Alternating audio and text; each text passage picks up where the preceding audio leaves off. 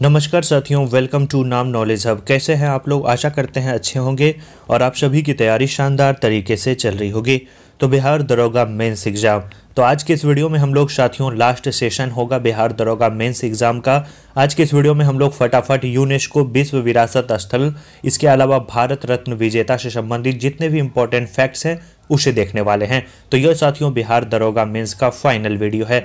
तो चलिए बिना किसी देरी के शानदार सेशन की शुरुआत करते हैं।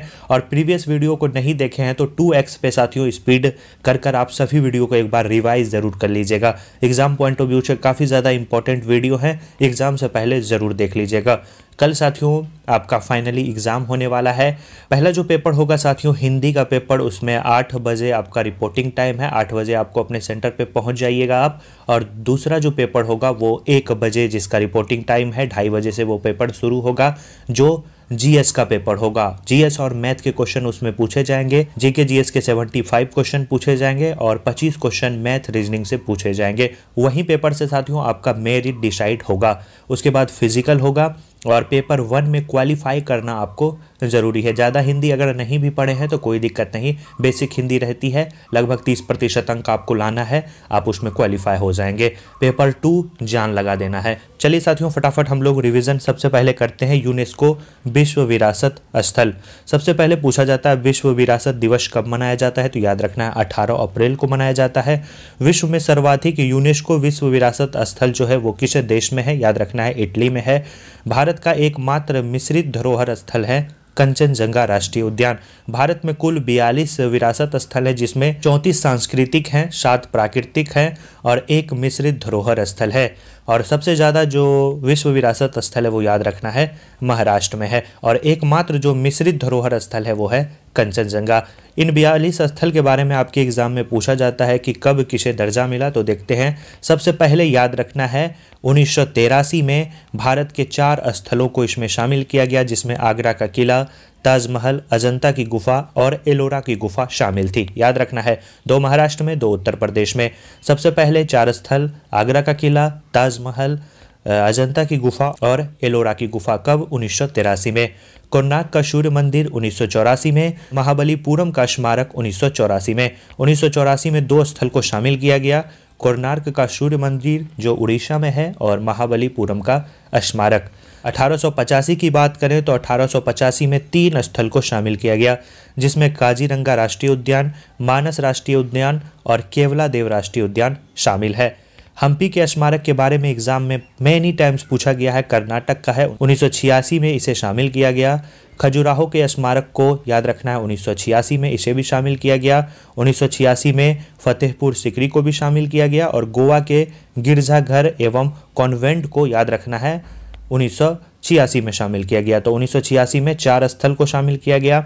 बात करें 1987, तो 1987 में याद रखना है आपको एलिफेंटा के गुफा को शामिल किया गया, सुंदरवन राष्ट्रीय उद्यान को शामिल किया गया, पट्टादकल के स्मारक समूह को शामिल किया गया, चोल मंदिर को शामिल किया गया 1987 में, याद रखेंगे। आगे बढ़ते हैं।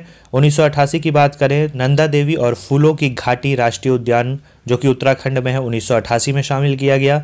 सांची के बौद्ध स्तूप के बारे में पूछा जाता है, मध्य प्रदेश में स्थित है, 1989 में शामिल किया गया। हुमायूं का मकबरा ये भी पूछा गया क्वेश्चन है, दिल्ली में है, 1993 में इसे शामिल किया गया। कुतुब मीनार को 1993 में शामिल किया गया। भारतीय पर्वतीय रेल याद रखना है अन्य राज्यों से होकर गुजरती है, जिसे 1999 में, एक को 2005 में, एक को 2008 में शामिल किया गया। तीनों को संयुक्त रूप से शामिल किया गया।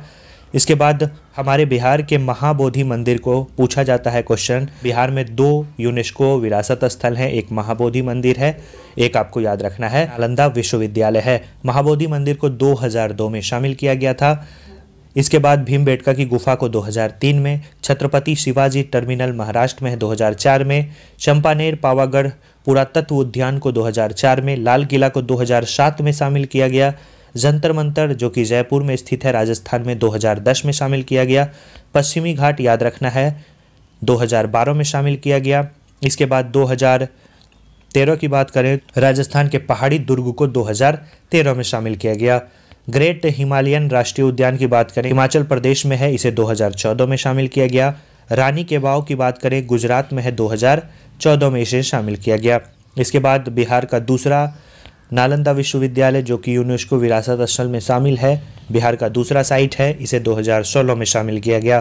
कंचनजंगा सिक्किम में है 2016 में। ली कार्बूजियर के वास्तुशिल्प को 2016 में शामिल किया गया। अहमदाबाद का ऐतिहासिक शहर को 2017 में। मुंबई के विक्टोरियन और आर्टे डेको एंसेंबल को याद रखना है 2018 में। जयपुर गुलाबी शहर जो जयपुर है उसे याद रखना है 2019 में शामिल किया गया, जो कि 38वां साइट था।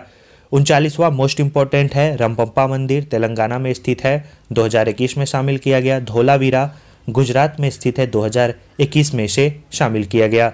इसके बाद हाल ही में पिछले वर्ष शांति निकेतन को शामिल किया गया है पश्चिम बंगाल का 2023 में, और होयसल मंदिर के समूह जो कि कर्नाटक में स्थित है, इसे भी 2023 में शामिल किया गया। तो वर्तमान में भारत में 42 यूनेस्को विश्व विरासत स्थल है, जिसे साथियों हम लोगों ने एक बार रिवाइज कर लिया। आगे बढ़ते हैं और जो अगला टॉपिक है भारत रत्न, उसे हम लोग देखते हैं, क्योंकि हाल में काफ़ी ज़्यादा चर्चा में रहा था।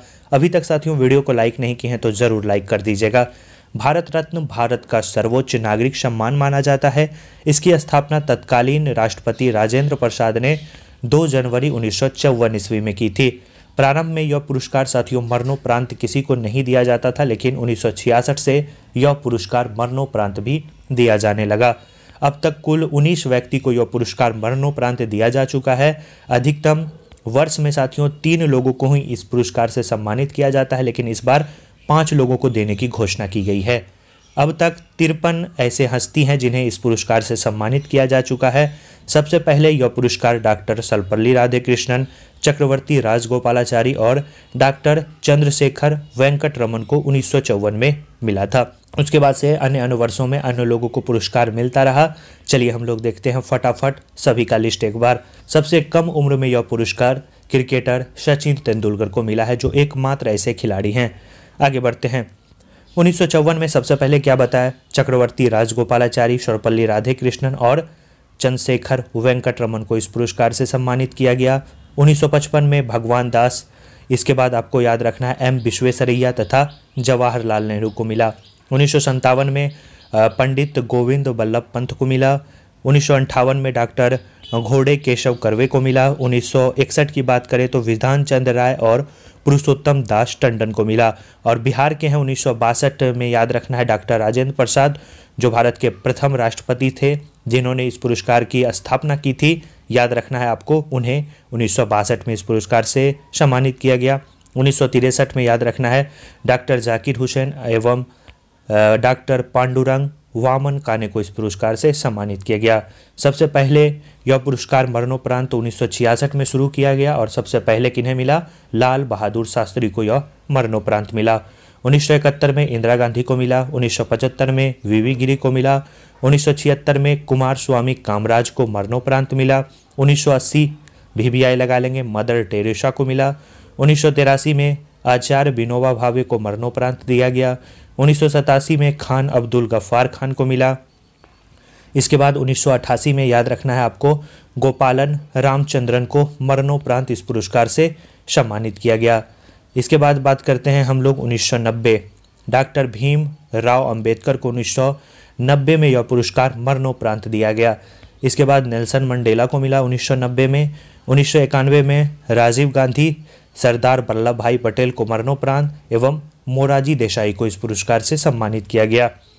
1992 में मौलाना अबुल कलाम आज़ाद, जमशेदजी टाटा एवं सत्यजीत राय को इस पुरस्कार से सम्मानित किया गया।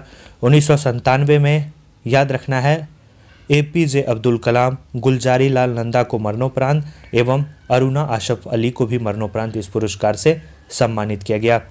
1998 की बात करें तो MS सुब्बलक्ष्मी, C सुब्रमण्यम और बिहार के जयप्रकाश नारायण को मरणोपरांत इस पुरस्कार से सम्मानित किया गया। 1999 में पंडित रविशंकर, प्रोफेसर अमर्त्य सेन तथा गोपीनाथ बारदोलोई को मरणोपरांत इस पुरस्कार से सम्मानित किया गया। 2001 में लता मंगेशकर और उस्ताद बिस्मिल्लाह खां को इस पुरस्कार से सम्मानित किया गया। 2009 में भीमसेन जोशी को। 2014 में याद रखना है सचिन तेंदुलकर, जो कि सबसे कम उम्र में। इसके बाद चिंतामणि नागेश रामचंद्र राव यानी CN राव को इस पुरस्कार से सम्मानित किया गया। 2015 में अटल बिहारी वाजपेयी और मदन मोहन मालवीय को इस पुरस्कार से सम्मानित किया गया। 2019 में प्रणब मुखर्जी, भूपेन हजारिका एवं नानाजी देशमुख, इन दोनों को मरणोपरांत इस पुरस्कार से सम्मानित किया गया। और 2024 में जननायक कर्पूरी ठाकुर को मरणोपरांत, लाल कृष्ण आडवाणी, चौधरी चरण सिंह को मरणोपरांत, पीवी नरसिम्हा राव को मरणोपरांत, MS स्वामीनाथन को मरणोपरांत इस पुरस्कार से सम्मानित किए जाने की घोषणा की गई है। तो अब तक याद रखना है, कुल 53 ऐसे व्यक्तित्व हैं जिन्हें इस पुरस्कार से सम्मानित किया गया है या करने की घोषणा की गई है। तो आशा करते हैं अगर इन दोनों से क्वेश्चन एग्जाम में पूछे जाएंगे तो आप उसका उत्तर दे पाएंगे। तो ये साथियों फाइनल रिवीजन था, फटाफट आपको रिवाइज करवा दिए ताकि अगर एग्जाम में प्रश्न यहाँ से पूछा जाए तो आप उसका उत्तर दे पाए। आशा करते हैं वीडियो आपको अच्छा लगा होगा। और कल साथियों फाइनली आपका युद्ध होने वाला है, तो इस युद्ध के लिए पूरी तरह से आप लोग तैयार हो जाइए और कल अपने जीवन का बेस्ट दीजिए। हमारी शुभकामनाएं आपके साथ हैं और आपका जो डबल स्टार का सपना है वो ज़रूर पूरा हो। तो कल साथियों एग्ज़ाम दीजिए, शाम में हम लोग फिर एनालिसिस करेंगे कि किस प्रकार का आपका एग्ज़ाम रहा, क्या पैटर्न रहा और क्या आपका कट ऑफ जाने वाला है। तो सभी को साथियों नाम नॉलेज हब की तरफ से बेस्ट ऑफ लक। चलिए कल मिलते हैं। धन्यवाद साथियों।